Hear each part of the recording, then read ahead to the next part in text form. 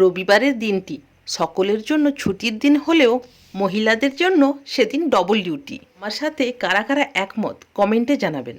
দুপুরবেলা জম্পেশ আয়োজন থাকলেও সকালে তো কিছু একটা প্রয়োজন, তার জন্য বেশি একটা মাথা খাটাতে হয়নি। বড় একটা বেগুন গ্যাসের আঁচে পুড়ে নিয়ে আল ছাড়িয়ে লবণ, কাঁচা পেঁয়াজ, কাঁচা লঙ্কা, কাঁচা সর্ষের তেল দিয়ে হাতের সাহায্যে ভালো করে মেখে নিয়ে, আমরা ছোট থেকে এইভাবে বেগুন মাখা খেয়ে অভ্যস্ত।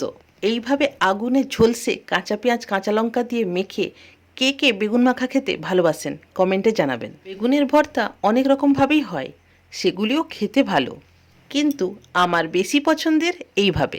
তারপর গরম গরম ফুলকো ফুলকো কিছু রুটি ভেজে বেগুন মাখার সাথে খেয়ে নিলাম।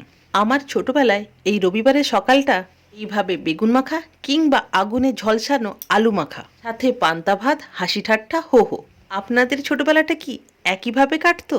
কমেন্টে জানাবেন।